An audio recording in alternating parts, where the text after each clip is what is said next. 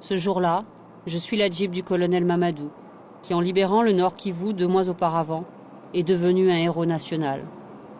Il a parmi sa garde rapprochée 2 femmes que je dois commencer à filmer.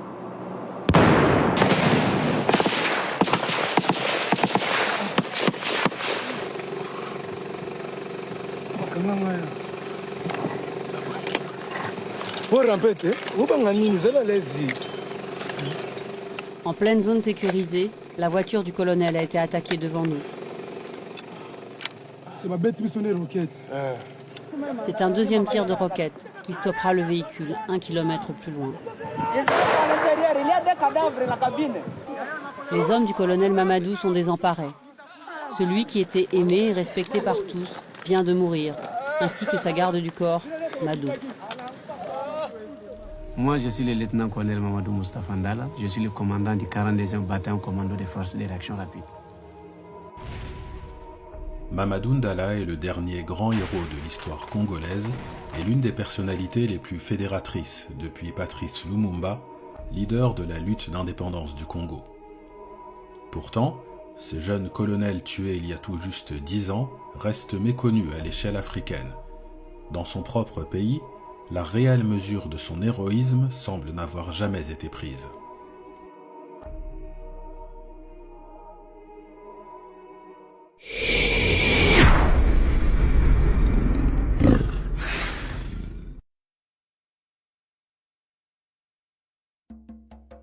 C'est du côté du Mali qu'il faut chercher les racines de l'arbre généalogique de Mamadou Ndala.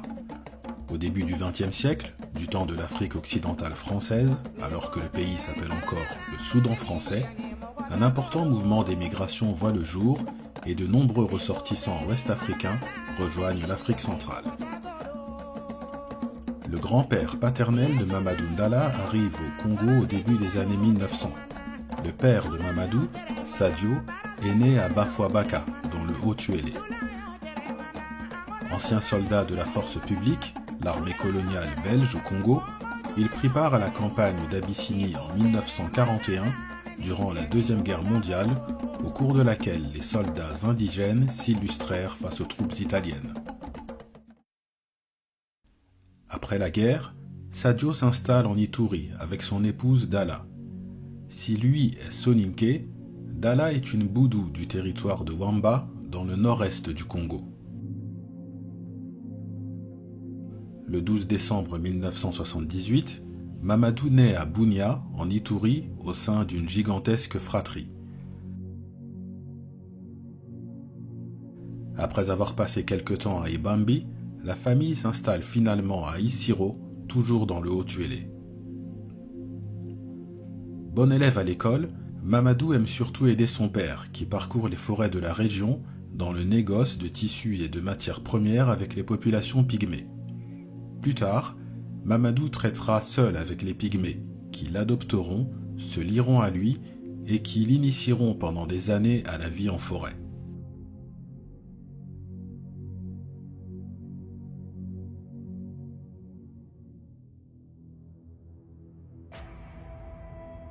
Dès son plus jeune âge, Mamadou s'imprègne des grands conflits de l'histoire, de l'art de la guerre, de ses personnages emblématiques et ses grandes figures.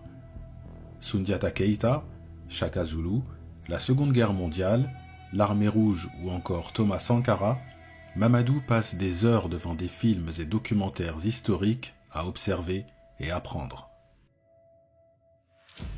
Dans un pays qui s'appelait encore le Zaïre et où l'armée a toujours bénéficié d'une haute estime de la population, le jeune Mamadou prend le général Maélé pour modèle, le charismatique chef d'état-major général des forces armées zaïroises.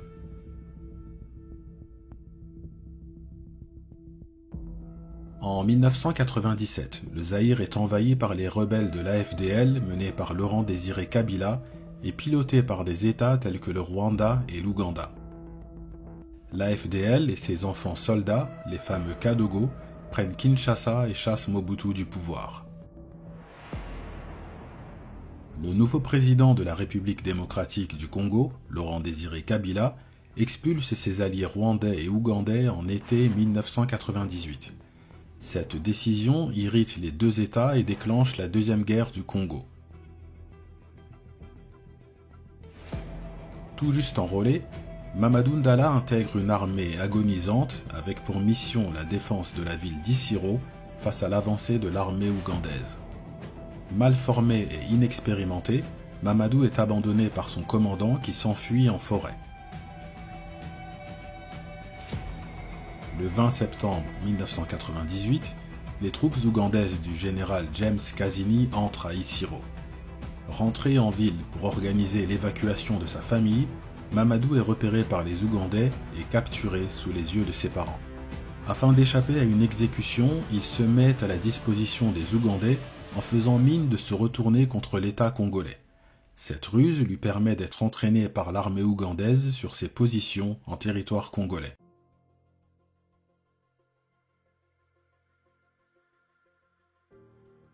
Après 11 mois de captivité, Mamadou et un groupe de soldats congolais parviennent à s'échapper dans les forêts du territoire de Wamba. Le jeune homme, alors âgé de 20 ans, qui connaît parfaitement ce gigantesque territoire, va trouver refuge auprès de ses frères des forêts. À la tête d'un groupe de combattants pygmées, Mamadou Ndala forme le bataillon Mukumbusu, qui se fait également connaître sous le nom d'Armée Rouge. Ce groupe armé, qui comptera jusqu'à 300 combattants, a pour idéal de débarrasser le sol congolais des envahisseurs étrangers et de leurs supplétifs nationaux. Sur le terrain, les exploits du bataillon Mukumbusu sont réels et attirent l'attention des belligérants.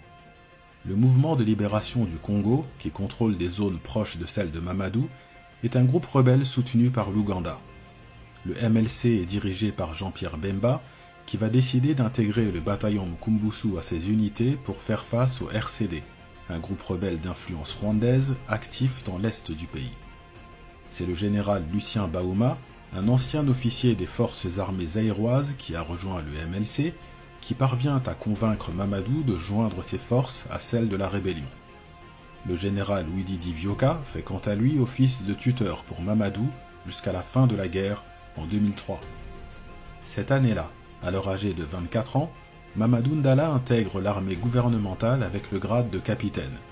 Tous les belligérants qui ont pris part au conflit, et dont la plupart sont farouchement restés ennemis les uns des autres, sont réunis sous la bannière des forces armées de la République démocratique du Congo.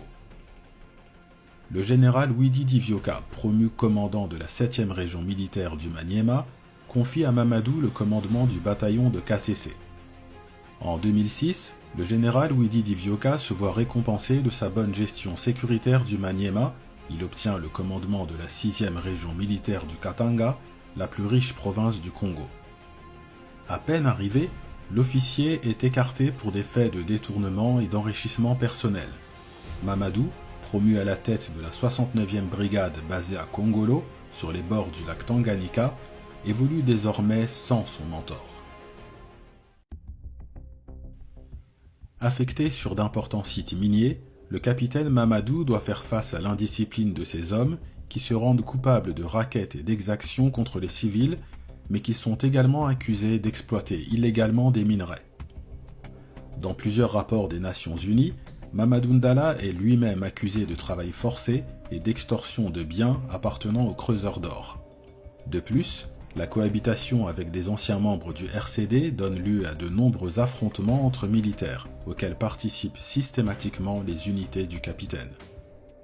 S'il est élevé au rang de major en 2008, Mamadou reste sous le coup d'une enquête de l'auditorat militaire pour ses déboires et son indiscipline au Katanga. À l'été 2008, l'armée l'incarcère pendant quelques jours à Kipushi, il n'a plus d'affectation et son unité lui a été retirée. C'est alors que Mamadou Ndala sollicite le chef d'état-major des forces terrestres des FARDC, le général Gabriel Amisi Kumba, dit Tango Fort. Le major pourrait à nouveau se voir confier le commandement d'une importante unité s'il intégrait un cycle de formation officielle au sein de l'armée. À la fin de l'année 2009, Mamadou intègre le centre d'instruction militaire de Moura, l'un des plus prestigieux du pays. Pris en charge par des instructeurs sud-africains, le jeune major s'impose discipline et professionnalisme et son leadership impressionne ses formateurs. L'idée de l'état-major est de confier à Mamadou le commandement d'un nouveau bataillon qui aura pour mission de combattre les Maï-Maï dans l'est du pays. À Moura, il se rachète brillamment de ses comportements déviants au Katanga dont il semble avoir tourné la page.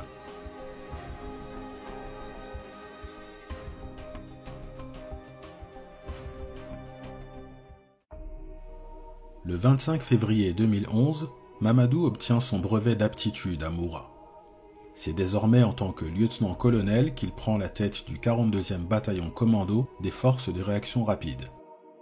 944 commandos sont sous ses ordres, avec pour cercle rapproché certains des éléments avec qui il chemine depuis le bataillon Mukumbusu. Le 30 juin 2011, le lieutenant-colonel intègre dans son bataillon une jeune soldate issue du centre d'instruction de Kamina, c'est Mado Dagbinza. Originaire de la province de l'Équateur et enrôlée depuis l'âge de 16 ans, la jeune femme a rejoint l'armée dans l'espoir de retrouver la trace de son père, un ancien soldat zaïrois dont elle est sans nouvelles depuis son enfance. Mamadou Ndala fait de Mado la chef de son peloton de sécurité, elle est désormais sa garde du corps la plus proche.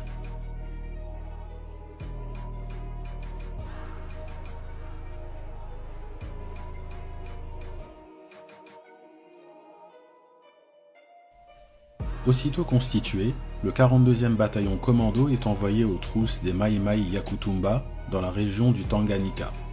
Les Maï-Maï sont des groupes armés autochtones, souvent montés par des officiers de l'armée déserteurs. Ils constituent des milices identitaires à l'échelle locale et se livrent bien souvent à des activités criminelles. À Talama, sur les rives du lac Tanganyika, les hommes de Mamadou neutralisent 40 Maï-Maï alors que d'autres embarquent sur le lac pour fuir vers la Tanzanie. Le lieutenant-colonel refuse de s'avouer vaincu et poursuit les fuyards jusqu'en territoire tanzanien, déclenchant ainsi un incident diplomatique mineur avec le pays frontalier. Le 5 novembre 2011, à peine arrivé à Kigoma, Mamadou, Mado et 18 autres commandos congolais sont interpellés par l'armée tanzanienne. Après 8 jours de détention et grâce à l'intervention du gouvernement congolais, ils sont finalement tous rapatriés en République démocratique du Congo. Incorporés à l'armée régulière en 2003, les anciens rebelles du RCD ne se sont jamais sentis à leur place au sein de l'institution. Ces combattants, proches du Rwanda et dont la plupart appartiennent à l'ethnie Tutsi, s'étaient déjà mutinés en 2004 à l'appel du général Laurent Nkunda. À la tête du CNDP, il prétend assurer la protection des Tutsis du Congo face aux groupes armés Hutus, également présents dans l'est du pays. Après 5 ans d'affrontements avec l'État congolais, d'exactions et de crimes au nord et au sud Kivu, le CNDP et le gouvernement signent les accords du 23 mars 2009. Par cette signature, les rebelles sont à nouveau intégrés aux forces armées de la République démocratique du Congo et ils obtiennent un certain nombre de garanties sur leur avenir au sein des institutions politiques nationales.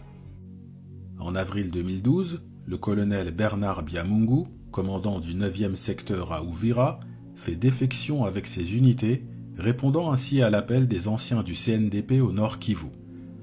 Le 42e bataillon commando de Mamadou est immédiatement envoyé à Uvira, où en 3 jours seulement, soit le 12 avril 2012, il arrête le colonel rebelle et des dizaines de déserteurs. Le 6 mai 2012, des soldats rebelles des territoires de Rutshuru et de Masisi annoncent la création du M23, mouvement du 23 mars, en référence aux accords de 2009, non respectés par l'État congolais à leurs yeux.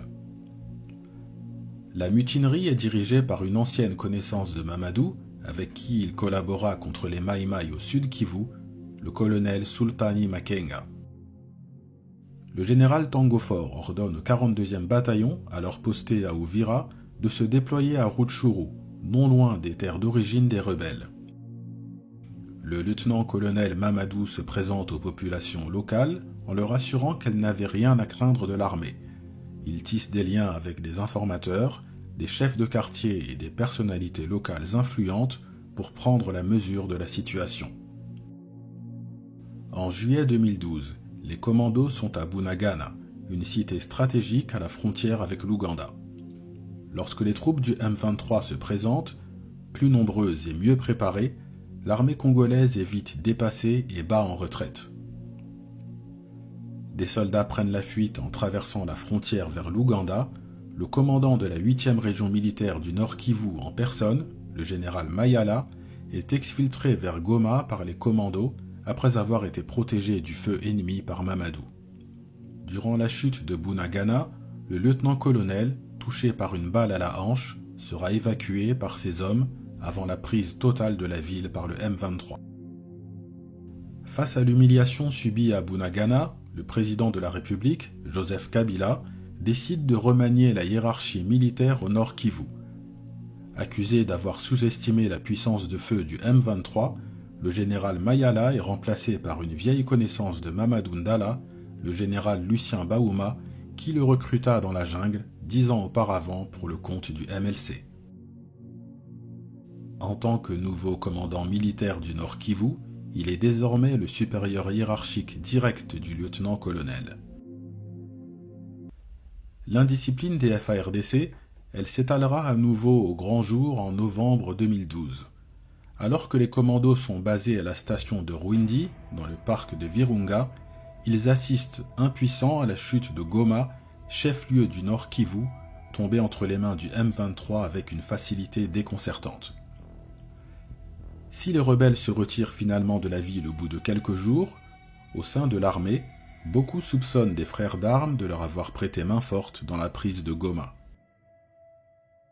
Le chef d'état-major général des forces terrestres lui-même, Tango Faure, dont il faut rappeler qu'il fut un ancien rebelle du RCD, est remplacé par le général François Olenga.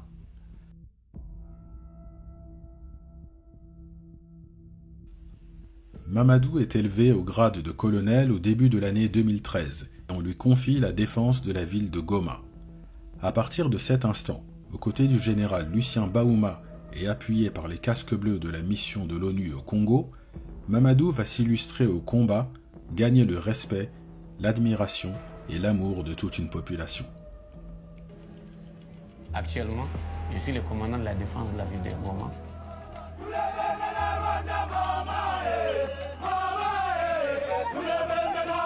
Et n'était l'armée étant une société de respect et d'obéissance, ce jour, j'allais faire des actions personnelles pour venger la chute de Goma et pour venger l'humiliation de notre État, de nos peuples. Mais il y a un autre cœur qui me conseille. Mamadou, la guerre, c'est pas une seule journée.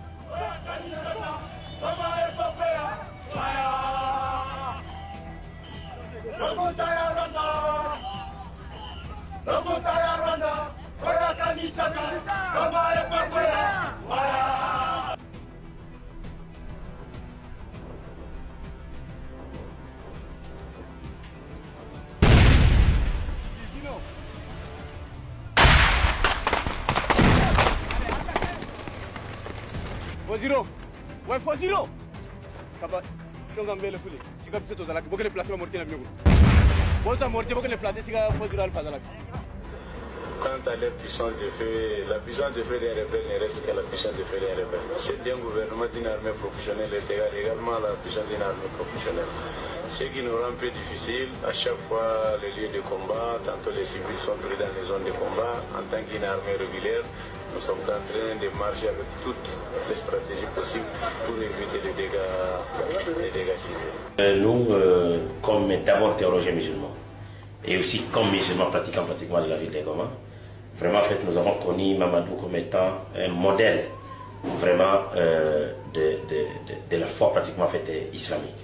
Parce qu'au moins, il était un militaire, mais qui s'est dévêtu d'abord de sa robe militaire pour aussi, bien entendu, intérioriser d'abord en fait, la culture et la foi islamique. Donc, c'était pratiquement un modèle à suivre dans l'islam. Donc, Mamadou, même s'il était au front, et s'il entendait seulement l'appel à la prière, il pouvait tout laisser et aller d'abord en fait pratiquer la prière. Donc c'est ça la vertu pratiquement pour Mamadou. Donc c'est quelqu'un qui avait intériorisé vraiment la vertu et la foi islamique. Vraiment, là c'est pratiquement une personnalité en fait qui restera pratiquement en fait gravée dans nos têtes comme musulmans.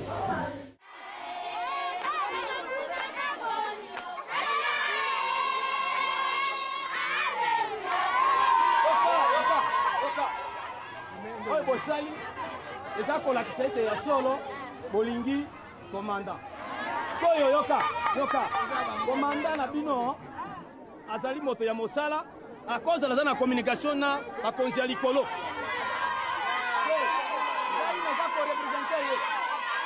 yoka bino boko oblige te na biso naza moto ya mosala